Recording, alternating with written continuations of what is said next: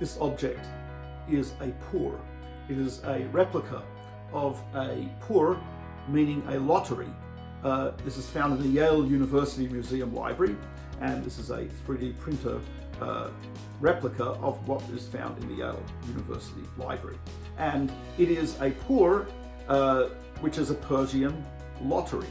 And the festival Purim that we are celebrating is named after the pur, or the Purim, which is the lottery that Haman used to determine the day in which he would attempt to destroy the Jewish people. How exactly it works is unclear. This has got 6 sides. It's got inscriptions on it. It says not suitable for children under 6. Actually, it doesn't say that, but okay. In any case, Haman throws this lottery, throws a dice, and determines the date that he's going to destroy the Jewish people. Of course, we know that that date turned out he was pretty happy because it was a month of Adar, which is the month that Moses died on the 7th of Adar. Of course, what he didn't realize is it's also the month in which Moses was born, also on the 7th of Adar. But let's think about this. The whole festival of Purim could be called something else. It could be called the Festival of Mordechai and Esther. It could be called there are other names for it. The name that is chosen is a Persian name which signifies this lottery, the dice that was used by Haman to determine the date of annihilation, his attempt to annihilate the Jewish people. It's type of an interesting idea. So if you read through Megillas Esther, the scroll of Esther, there's a few features which are interesting. Number one is it's only one of 2 books of the entire Bible, Tanakh, which does not have the name of God. One is Shir HaShirim, the Song of Songs, and the other is the Scroll of Esther. Scroll of Esther doesn't have the name of Hashem. The name of God does not appear in the Scroll of Esther, Megillas Esther. In addition, there's not one event there which you would describe as miraculous, meaning no event was an event in which the laws of nature were changed. It wasn't like the crossing of the Red Sea. It wasn't like the Jordan stopping, the moon, the sun and the moon stopping, the walls of Jericho falling down. Every single event in the Scroll of Esther was something which is probable, possible. For example, Ahasuerus, Chashiarsh in Persian, Xerxes in Greek, and Ahasuerus in Hebrew. He has a large party, not unusual. A lot of drinking. Herodotus and Strabo tell us the Persians did a lot of drinking. They were heavily into drinking. In fact, Herodotus tells us they made all their major decisions while they were drunk and would review them the next day while sober. If they made the decision when they were sober, they'd review it the next day when they were drunk. Drinking was a heavy part of Persian tradition. So he's got this big party, drinking party. He gets upset at his wife Vashti, and he eventually has her killed. Again, unfortunately, not unusual for a despotic leader of the Persian Empire thousands of years ago. This is the type of thing that happened a fair amount.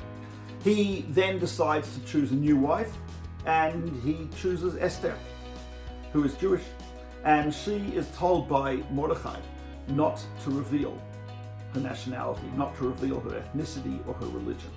In fact, it's interesting to note, just as an aside, Esther was one of the most revered biblical characters amongst the crypto-Jews, hidden Jews of Spain and Portugal, Jews who were openly Christians but kept some level of Judaism secretly, crypto-Jews Anusim. They revered Esther because Esther was the first hidden Jew. She was the first crypto-Jew. She was the first Jew who had to conceal her true identity, living in the palace of Ahasuerus. And then we have a fellow called Haman who wants to destroy the Jews. Unfortunately, that is not an unusual or miraculous event.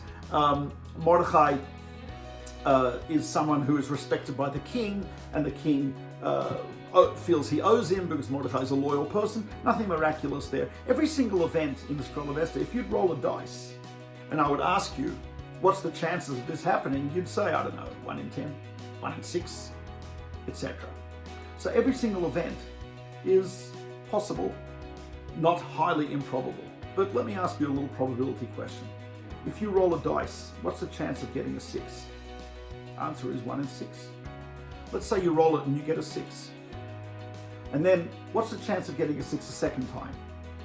The answer is also 1 in 6. So you roll it twice and you get 6 both times. What's the chance of getting a 6 a third time?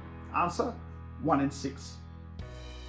You roll it 5 times and every single time you get a 6. What's the chance of getting a 6 roll number 6? Theoretically, it's also 1 in 6.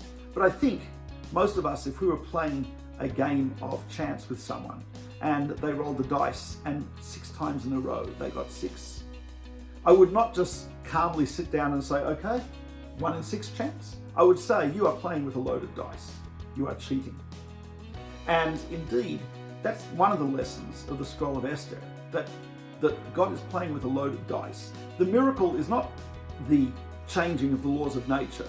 The miracle is not something happening which is overwhelmingly stupendous, like the crossing of the Red Sea. The miracle is the sequence of events. It's things which appear to be natural, in which the name of God is not apparent and not obvious. But the fact that this happens and then this happens and this happens, that sequence of events, a person, a cynic, could look at each one and say, yeah, 1 in 6, yeah, 1 in 6. But how often can you say that? 10 times? 20 times? What if it happens 100 times? Throughout the course of Jewish history, we've had many rolls of the dice. And every single time a person would have made a bet that survival of the Jews, the chances of our survival, minimum. The chance of this happening, minimum. However, it keeps happening again and again and again and again. Because God is playing with a loaded dice. And that is to say, he is actually intervening in our world. And what appears to be darkness, usually throughout the course of Jewish history, has ended up being light coming from the darkness. And it's interesting, we have a custom, not a custom, it's actually a law, that the day before Purim, which this year is Monday, we have a fast. It's called Tanis Esther, the fast of Esther, which is an imitation of Esther fasting and having the Jewish people fast before she approached Achashverosh without invitation, which was, of course, at the risk of her life, to appeal for the Jewish people. So that fast that we have the day before Purim is a bit of a contrast to Purim. Here we are fasting. We say special prayers of penitence, prayers of supplication to Hashem, to God, and we follow that with a wild celebration. It's the wildest celebration of the year, Purim, and that's preceded by a day which is somewhat sobering, the fast of Esther. But that's really what Jewish history has been like, and that's what life is like. Creation is preceded by confusion. Light is preceded by darkness. In every one of the 6 days of creation, 7 days of creation, we are told, Vayihi Erev, Vayihi Boker. It was evening, then it was morning. In Jewish tradition, the day starts with darkness, starts with night.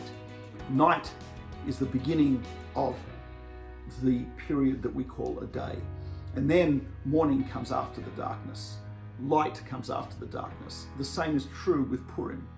Purim follows the fast of Esther.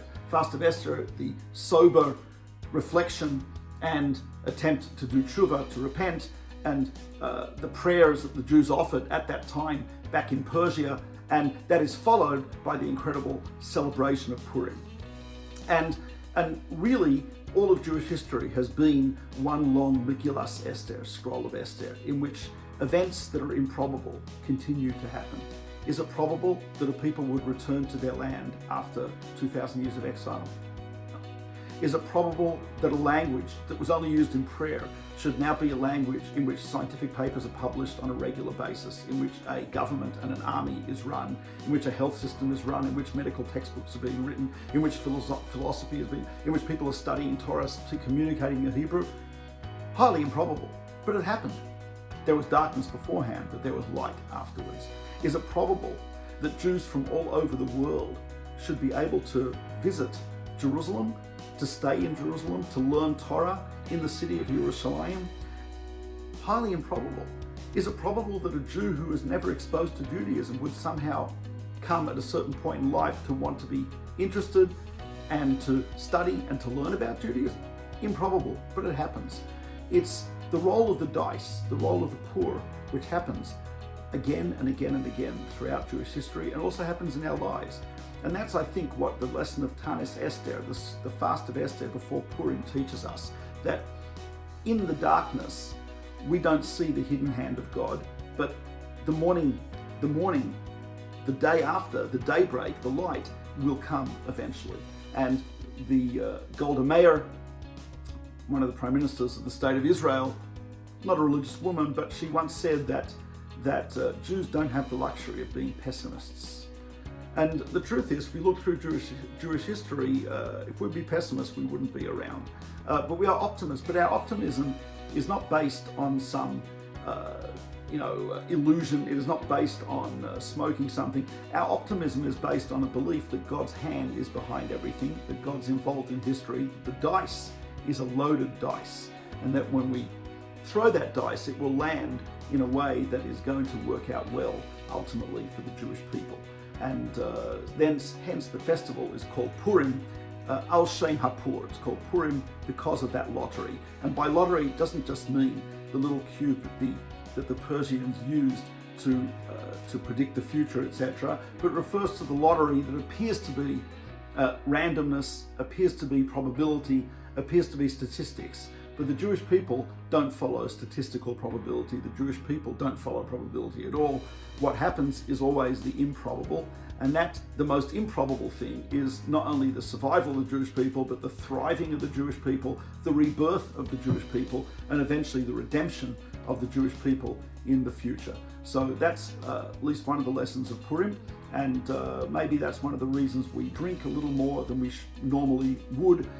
There are different customs regarding that, but to drink a little more wine than you normally would, it muddles the mind a little bit, and it makes you realize that I don't really know what's going on, and I don't really have that clarity. The one thing I do know is that Hashem, his hand is there, even though his name is not in the scroll of Esther, but it is revealed in the scroll of Esther. The very words Megillas Esther, in Hebrew, Esther is the same root as the word for hidden, concealed.